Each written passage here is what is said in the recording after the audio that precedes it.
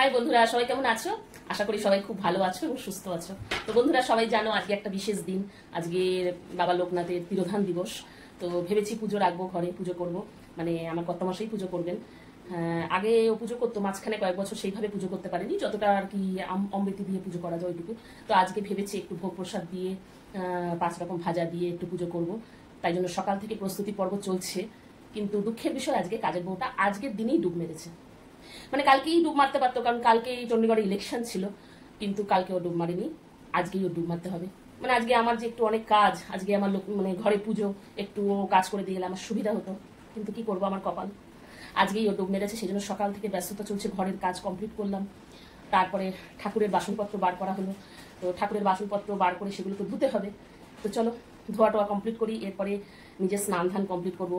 খানিকটা আর কি কালকে ঠাকুরের নাম করেই সবজিপাতি আনা হয়েছে, তার আগের দিনই মান্ডি করা হয়েছে, কিন্তু কিছু করার নেই, সেগুলো ফ্রিজে ঢুকিয়ে ফেলেছি। তো সেগুলো বের করে আর করার জন্য মনটা সায় দিচ্ছে না, মনটাই হচ্ছে সবচেয়ে বড়, তাই না? তো সেই জন্য কালকে বেরিয়ে ঠাকুরের নামে আর কি কিছু সবজিপাতি আনলাম। বেশি কিছু করতে পারবো না, ওই 5 রকম ভাজার সবজির জন্য নিয়ে আসলাম।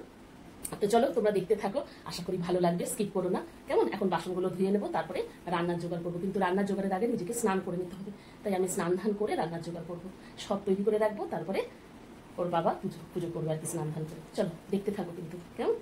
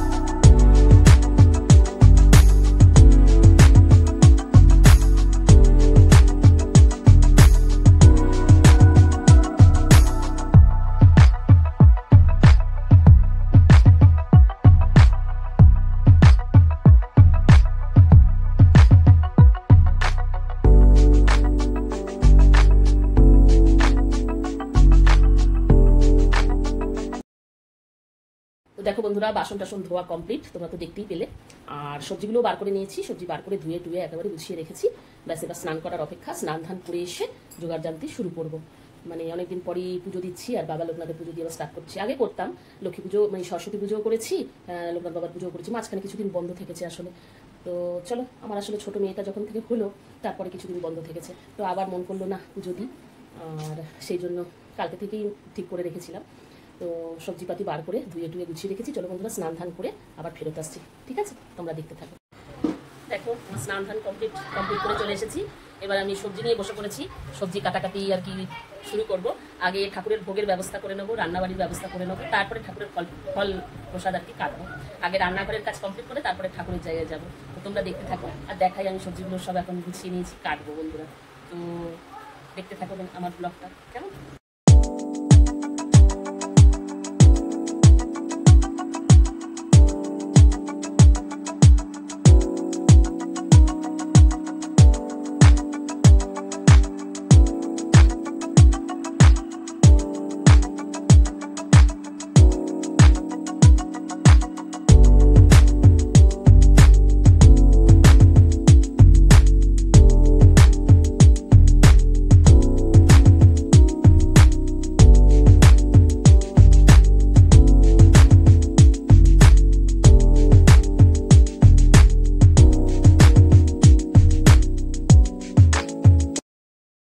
দেখো বন্ধুরা, সব কিছু গুছিয়ে দেওয়া সারা আমার।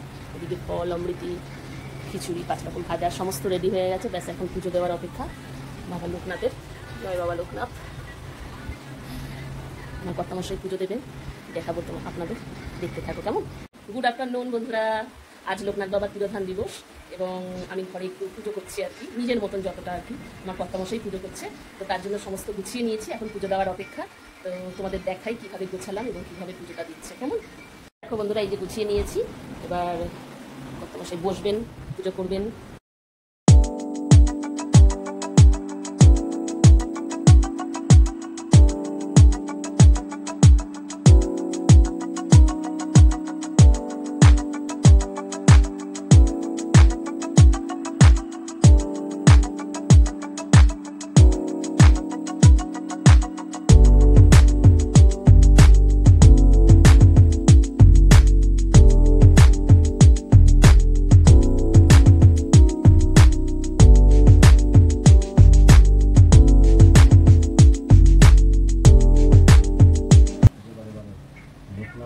ছাত্র কর্মকর্তা জীবের কল্যাণ বলদাতা সংসার ধারাধারে করিতে নিষ্ঠার পরম দয়াল বাবা জ্ঞান সমভাব সবেশ ভূমিকার জীবনে সরল সফল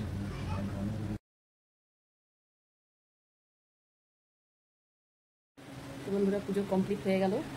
এবার কিছুক্ষণ ঠাকুরের কাছে থাকবে প্রসাদ, তারপরে আমরা সেই প্রসাদ একটু মুখে দেবো। আসছে আজকের মতন এইটুকুই, ঠিক আছে? নতুন কোনো ভিডিওর সাথে আবার হাজির হয়ে যাবো। টাটা।